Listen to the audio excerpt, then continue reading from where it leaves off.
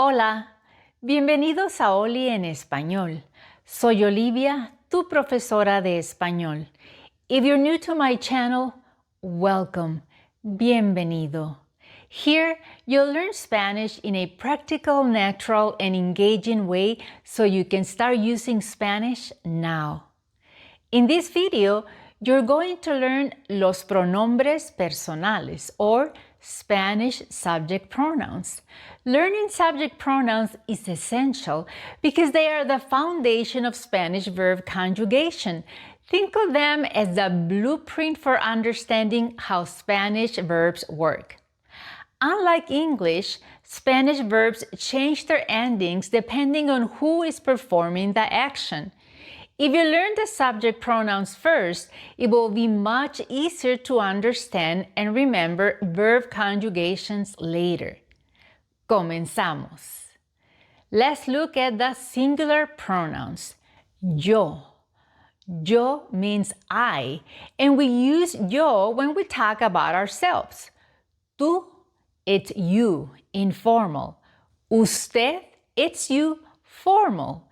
In Spanish, both tú and usted mean you, but they are used in different situations. Tú is the informal form. We use it with friends, family members, our partners, children, and even our pets. Usted is the formal form. It's simply a polite way to say you. Él, it's he. And there's something important to remember. Always put an accent mark on the E. Él with an accent mark means he. Él without an accent mark means the. One tiny accent mark can completely change the meaning. Ella. Ella means she. Just like in English, ella can be replaced by a person's name. Por ejemplo, ella habla español o María habla español. Now let's take a look at the plural pronouns. Nosotros, it's we. This means we or you and I. Ustedes, you all. When we use ustedes is when we address a group of people. Vosotros is also you all plural. This pronoun is used mainly in Spain. In fact, throughout most of Spain, vosotros is the standard way to address a group of people informally. In Latin America, however, we don't use vosotros. Instead, we use ustedes in both formal and informal situations. Since I'm Mexican, I never use vosotros. But when I go to Spain and address a group of people, I like to use it just for fun. Now, let's take a look at ellos, they. It's a masculine form when we talk to a mixed group. Ellas, it's they feminine. Here's an interesting fact. Spanish uses the masculine form as a default when referring to a mixed group of people. You can have 20 women in a room. Ellas bailan. Ellas comen, but if one man walks into the room, now the group becomes ellos. Ellos bailan. Ellos comen. Do Spanish speakers always use pronouns? Now you might be asking, Olivia, do Spanish speakers actually use these pronouns when they talk? Well, yes and no. Unlike English, where you almost always need a subject pronoun, Spanish speakers often leave them out. Why? Well, that's because the verb ending usually tells us who is performing the action. Por ejemplo, yo hablo español. Most native speakers would simply say, hablo español. The verb ending o already tells us that the subject is yo, I. The pronouns most commonly omitted are yo, tú, and nosotros.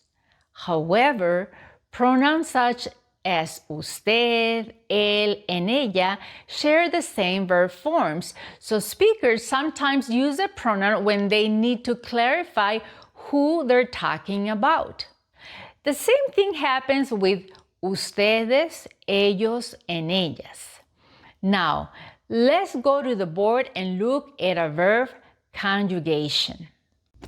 So here we have the verb hablar, to speak. Hablar is a regular verb.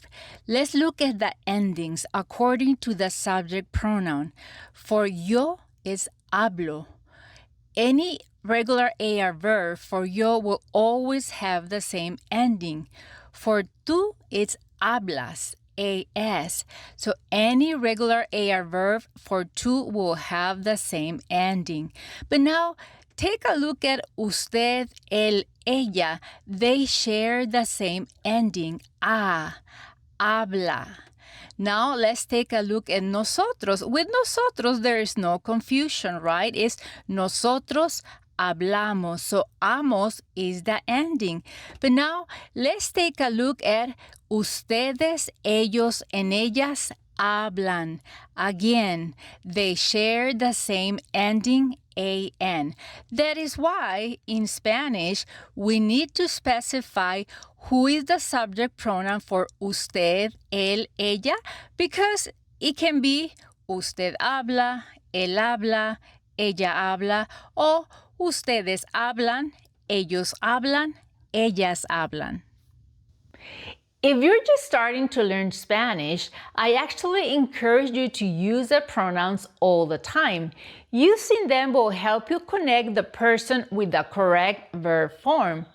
Once the patterns becomes natural, you'll start dropping the pronouns automatically, just like native speakers do.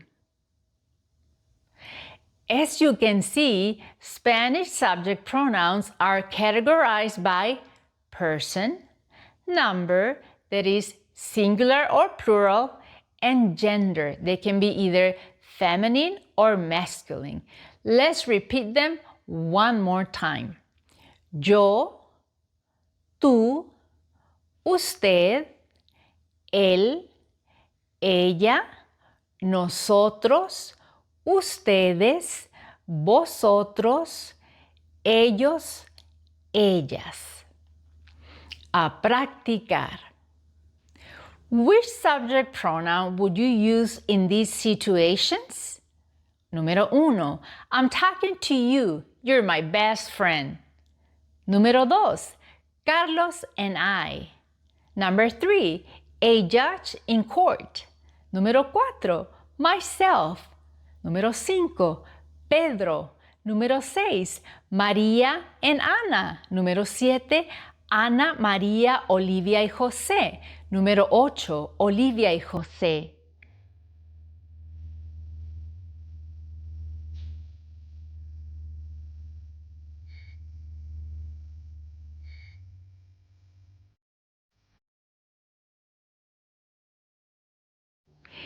If you enjoy this lesson and want to continue learning Spanish step by step with me, don't forget to subscribe and turn on notifications so you don't miss any future lessons.